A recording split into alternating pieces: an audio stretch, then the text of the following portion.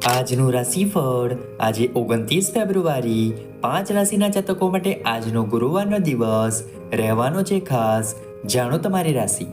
જ્યોતિષમાં રાશિફળનું વિશેષ મહત્વ છે. રાશિફળ મુજબ આજે કેટલીક રાશિઓને ભાગ્યનો સાથ મળશે, જ્યારે કેટલીક રાશિઓને પરિવારનો સાથ મળશે, પરંતુ કેટલાક લોકોને નુકસાન પણ થઈ શકે છે.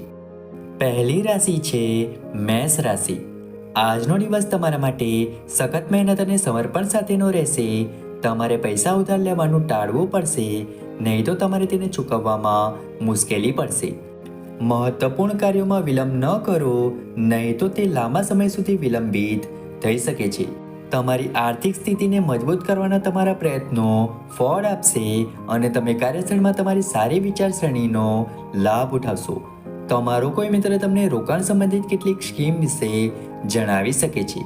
નોકરીમાં કામ કરતા લોકો સારું પ્રદર્શન કરશે અને સ્પર્ધાની લાગણી આજે રહેશે.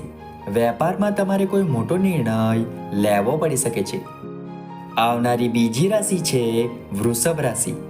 વેપાર કરતા લોકો માટે આજનો દિવસ સારો રહેવાનો છે. તમે તમારા પ્રિયજનો સાથે કેટલીક જૂની યાદોને તાજી કરશો અને કાર્યની દ્રષ્ટિએ દિવસ સારો જશે. મિત્રો સાથે તમારો સંપર્ક વધશે, કલા કૌશલ્યમાં સુધારો થશે. તમારા આત્મવિશ્વાસમાં વધારો થવાથી તમારી ખુશીની કોઈ સીમા રહેશે નહીં. તમારે કાર્યસ્થળ પર કેટલીક યોગ્ય તકોને ધ્યાનમાં રાખીને કામ કરવું પડશે. જો વિદ્યાર્થીઓએ નોકરી સંબંધિત કોઈ પરીક્ષા આપી હોય તો તેનું પરિણામ જાહેર થઈ શકે છે. તમારે તમારા વિરોધીઓથી સાવધાન રહેવાની જરૂર છે. સંતાનોની પ્રગતિમાં આવતા અવરોધો દૂર થશે. આવનારી ત્રીજી રાશિ છે મિથુન રાશિ. આજનો દિવસ તમારા માટે જરૂરી કામ સમયસર પૂર્ણ કરવા માટેનો દિવસ છે.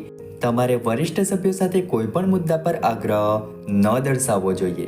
ઘરમાં તમારા નજીકના લોકો સાથે તમારા સંપર્ક વધશે અને તમે કોઈ પણ નિર્ણય લેવાનું ટાળશો. નવું વાહન ખરીદવું તમારા માટે સારું રહેશે. વ્યવસાયમાં તમારી કેટલીક યોજનાઓને ગતિ મળી શકે છે, જે ચોક્કસપણે તમને સારો નફો આપશે, પરંતુ તમને તમારા બાળકો તરફથી કોઈ સારા સમાચાર સાંભળવા મળી શકે છે. તમારા અંગત કામમાં ગતિ આવશે.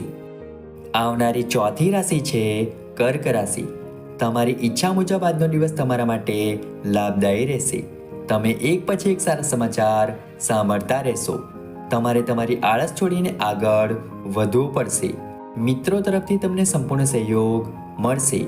સામાજિક ક્ષેત્રમાં કામ કરતા લોકોના કામમાં વધારો થઈ શકે છે, જેના કારણે તેમના પર વધુ કામનો બોજ રહેશે. જો તમે કોઈ મહત્વપૂર્ણ માહિતી સાંભળો છો તો તરત જ તેને ફોરવર્ડ ન કરો. તમારા કેટલાક જૂના કામ બાકી રહી શકે છે. તમે તમારા કોઈ મિત્રના સ્વાસ્થ્યને લઈને ચિંતિત થઈ શકો છો. આવનારી પાંચમી રાશિ છે સિંહ રાશિ. આજનો દિવસ તમારા માટે સાંસારિક સુખ સુવિધાઓમાં વધારો લાવનાર છે. તમારી સંપત્તિમાં વધારો થશે અને તમારા બાળકોને તેમના મૂલ્યો અને પરંપરાઓમાં શક્તિ મળશે. તમે શ્રેષ્ઠ કામ માટે યોગ્ય સમય આપશો. તમારી વાણી અને વર્તનમાં નમ્રતા જાળવી રાખો. તમારી આસપાસનું વાતાવરણ આનંદમય રહેશે. જો તમે કોઈને કોઈ વચન આપ્યું છે તો તમારે તેને સમયસર પૂર્ણ કરવું પડશે. તમને સંગ્રહમાં સંપૂર્ણ રસ હશે અને તમે કેટલાક સાંસ્કૃતિક કાર્યક્રમમાં ભાગ પણ લઈ શકો છો.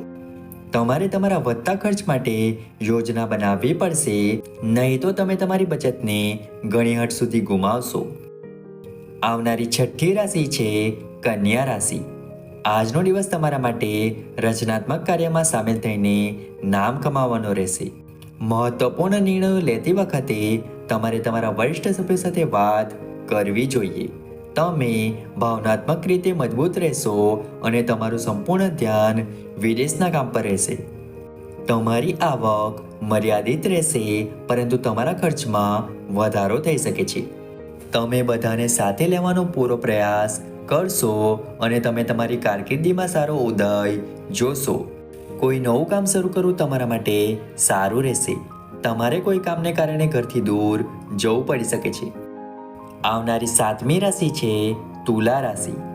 આજનો દિવસ તમારા માટે વ્યસ્ત રહેવાનો છે.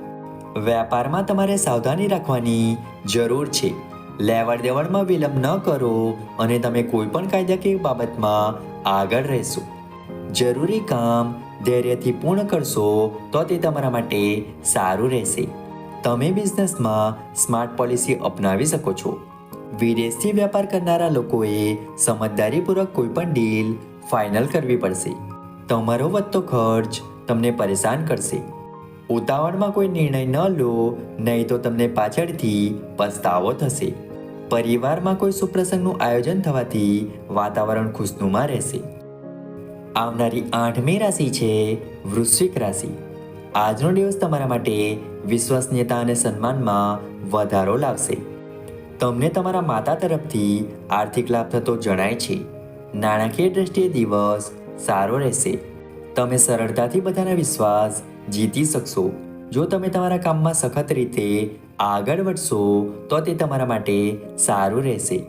તમારે છૂટાછવાયા લાભની તકો પર સંપૂર્ણ ધ્યાન આપવું પડશે, તો જ તમે તેનો લાભ લઈ શકશો.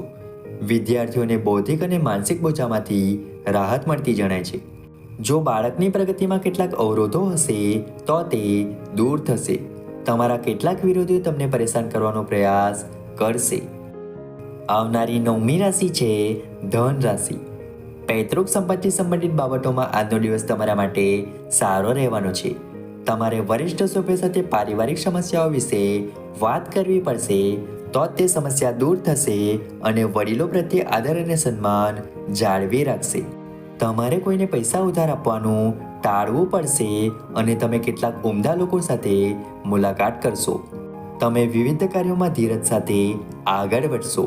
પરિવારના કોઈ સભ્યની સલાહ તમારા માટે ખૂબ જ ઉપયોગી થશે. તમે તમારા જીવનસાથી સાથે કોઈ નાનું કામ શરૂ કરી શકો છો. લાંબા સમય પછી કોઈ જૂના મિત્રને મળવાથી તમને ખુશી થશે. આવનારી 10મી રાશિ છે મકર રાશિ. ભાગ્યની દ્રષ્ટિએ આજનો દિવસ તમારા માટે સારો રહેવાનો છે. તમે તમારા બાળક તરફથી કોઈ સારા સમાચાર સાંભળી શકો છો. પરિવારના લોકો તમારી વાતનું સંપૂર્ણ સન્માન કરશે. કાર્યસ્થળમાં તમારે સાવધાન રહેવાની જરૂર છે. ધાર્મિક કાર્યોમાં તમારી શ્રદ્ધા વધશે અને તમે લોક કલ્યાણના કાર્યોમાં આગળ રહેશો. તમે કોઈ મનોરંજન કાર્યક્રમમાં ભાગ લઈ શકો છો. મુસાફરી દરમિયાન તમને કેટલીક મહત્વપૂર્ણ માહિતી મળશે. તમારે કેટલીક જૂની ભૂલમાંથી પાઠ શીખવો પડશે. આવનારી 11મી રાશિ છે કુંભ રાશિ. આજનો દિવસ તમારા માટે લેણદેણના મામલામાં સાવધાની રાખવાનો રહેશે. તમારે તમારી દિનચર્યા જાળવવી પડશે અને સ્વાસ્થ્ય સમસ્યાઓનો સામનો કરવો પડશે, નહીં તો તે પછીથી વધી શકે છે. તમે તમારા પરિવારના સભ્યોની સલાહને અનુસરીને તમારું કાર્ય સરળતાથી પૂર્ણ કરી શકશો.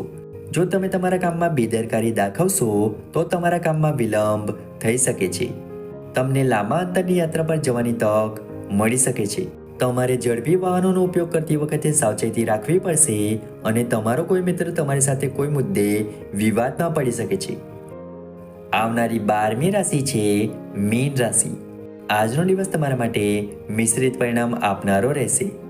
નોકરીમાં ટીમ વર્ક દ્વારા કામ કરવાથી તમે કોઈ પણ કામ સમય કરતાં પહેલા પૂર્ણ કરી શકશો. કોઈ જમીન અથવા મકાન વગેરે ખરીદવાની તમારી ઈચ્છા આજે પ્રબળ રહેશે અને તમારા વિવિધ પ્રયાસોને વેગ મળશે. નેતૃત્વ ક્ષમતા મજબૂત થશે. તમે બધાને જોડવાના પ્રયાસમાં સફળ થશો. મહત્વપૂર્ણ કામમાં તમારે શિથિલતાથી બચવું પડશે. ભાગીદારીમાં કોઈ કામ કરવું તમારા માટે સારું રહેશે. જો તમે તમારા બાળકની નોકરી વિશે ચિંતિત હતા તો તેમને સારી નોકરી મળી શકે છે.